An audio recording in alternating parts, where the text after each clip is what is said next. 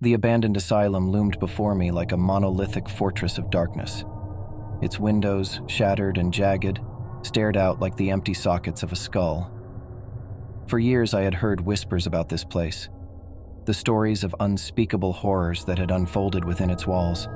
But curiosity, that dangerous mistress of the mind, had finally lured me inside. The air inside was thick with the stench of decay and dampness. Moonlight filtered through broken windows, casting eerie shadows on the decaying wallpaper. My footsteps echoed through the empty hallways as I ventured further into the heart of the asylum. As I explored the desolate corridors, I couldn't shake the feeling that I was being watched. The darkness seemed to press in on me, suffocating and malevolent. The silence was broken only by the distant scuttling of rats, and I was acutely aware of every creak and groan of the decaying building. My flashlight's beam flickered, casting eerie shadows that danced along the peeling walls. Panic surged through me, and I tapped the flashlight in desperation. The feeble light sputtered back to life, revealing a long, narrow hallway that ended in a heavy, rusted door. With trepidation, I pushed open the door, revealing a room bathed in an otherworldly blue light. Rows of rusted beds lined the walls, each one covered with tattered, moldy mattresses.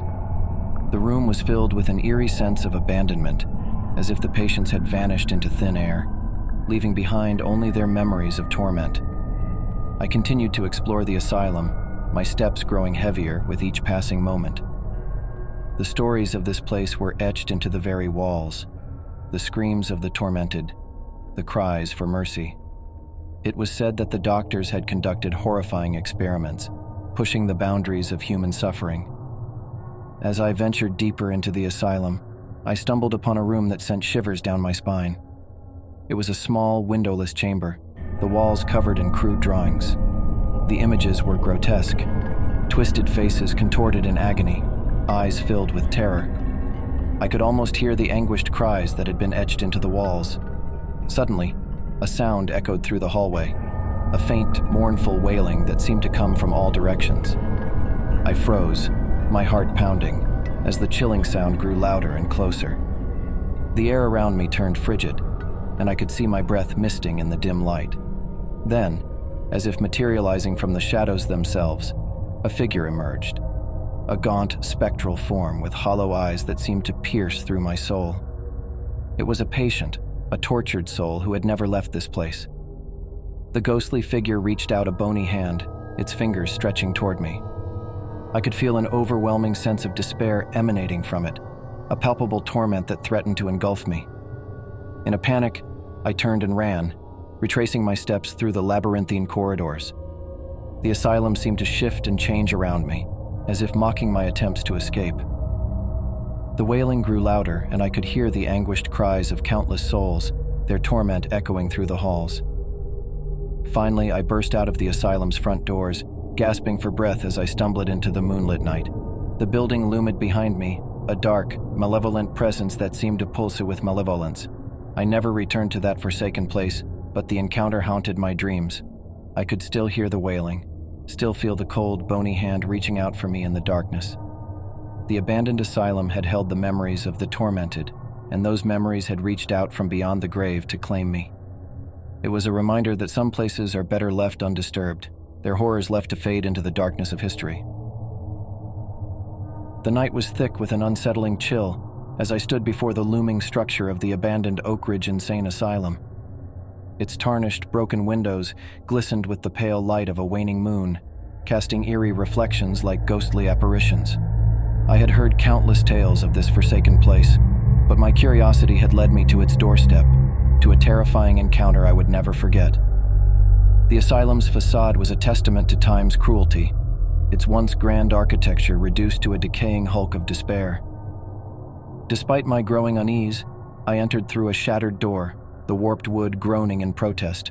Inside, the air hung heavy with the damp odor of decay and a lingering sense of suffering. As I navigated the shadowy corridors, the flickering beam of my flashlight revealed crumbling walls adorned with disturbing scribbles. Forgotten cries for help seemed etched into the very bricks, an unsettling testament to the horrors that had transpired within these walls. My steps echoed through the dimly lit hallways as I ventured deeper into the asylum's heart. It was then that I felt the temperature plummet, a bone-chilling cold seeping into my bones. My flashlight faltered, casting long, flickering shadows that danced on the peeling wallpaper. The persistent silence was broken only by the distant scurrying of rats, their presence adding to the oppressive atmosphere. It felt as though the very building was watching, listening, waiting for something. Suddenly, my flashlight extinguished, plunging me into suffocating darkness. Panic gripped my chest as I fumbled for my phone, hoping its light would guide me.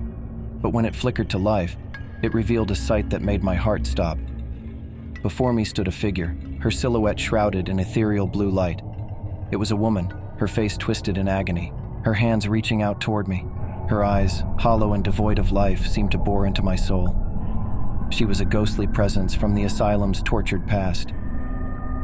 I tried to retreat, but a spectral hand brushed against my cheek like a phantom's caress. The air around me turned icy, and a mournful wail filled the corridor, an otherworldly sound that seemed to come from the very walls themselves.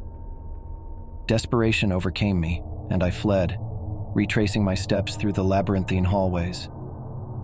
But the asylum was a cruel maze, shifting and twisting around me as if it had a mind of its own. The mournful wailing grew louder, and I could hear the anguished cries of countless souls, their suffering echoing through the crumbling walls. Finally, I stumbled out of the asylum's front doors and into the night, gasping for breath as the oppressive weight lifted. The building loomed behind me, a malevolent specter against the moonlit sky. I never returned to that forsaken place, but the memory of that ghostly encounter haunted my dreams.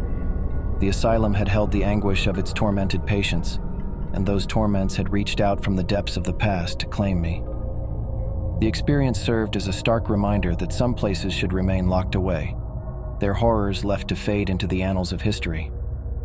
The Oak Ridge Insane Asylum had become a graveyard of suffering, a place where the line between the living and the dead was painfully thin.